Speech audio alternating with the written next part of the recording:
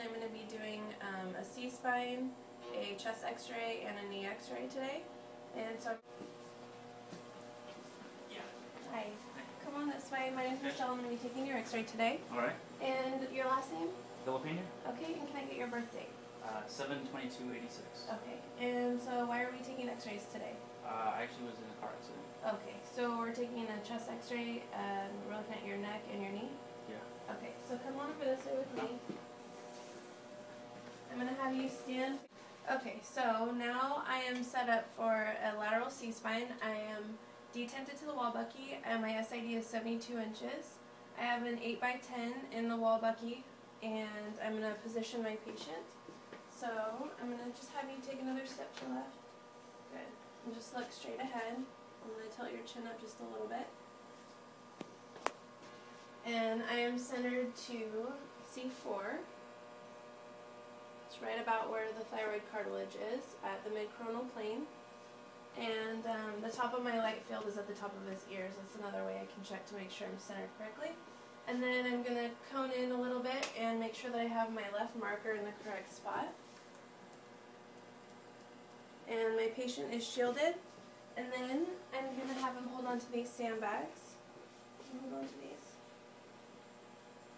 And just kind of let him hang down and relax your shoulders there.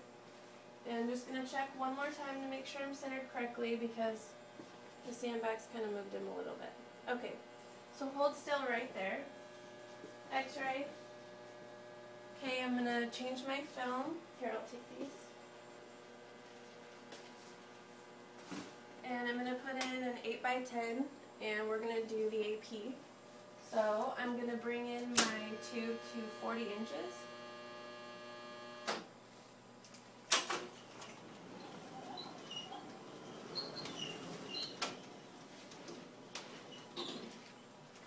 And then I'm going to put an angle of about 15 to 20 degrees.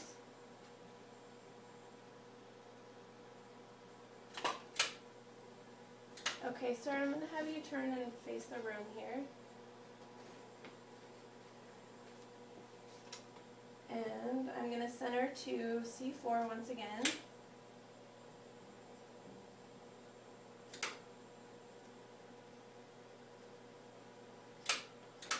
Okay. I'm going to make sure that he's straight, flat against the board and not rotated.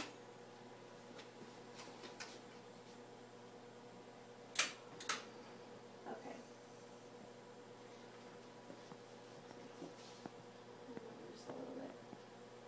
Okay, x-ray, and then I'm going to change my film, and we're going to do the obliques. So I'm going to rotate the patient 45 degrees,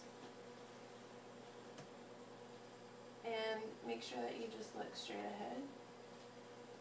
And I'm going to keep the angle on my tube for the obliques, and we're going to stay at 40 inches.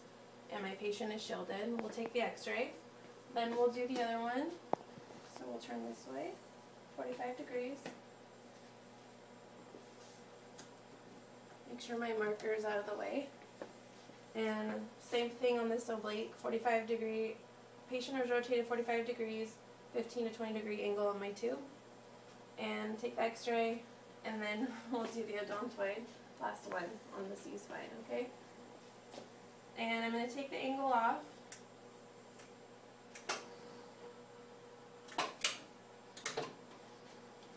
And I'm going to collimate down before I bring it up so I don't blind the patient here with this light. And I'm going to center to the occlusal plane. And I'm using an 8x10 cassette. Make sure my marker's in the right place. And so then I'll have him just, sir, can you just open your mouth as wide as you can? Okay, and then we'll take the x-ray. Okay, you can close your mouth. You're good. Okay, and then I'll run my films, and so now we will move on. Now we're going to look at the C-spine images here, and I'm just going to make sure that all the vertebrae are visible. 1 and 2 are kind of hard to see, but we're going to see that in the odontoid. I'm just going to check that the patient isn't rotated and that the spinous processes are centered.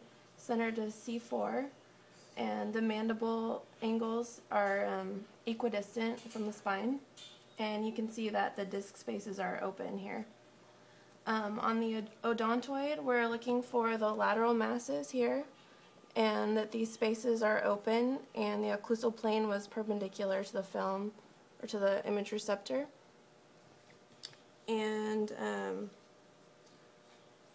just make sure that the tongue isn't in the way of anything, and that the patient had their mouth open wide. On the lateral, we are looking for the 3 C's, which we can see the bodies of all the vertebrae present and the zygapophyseal joints, along with the spinous processes, and that the patient was not rotated.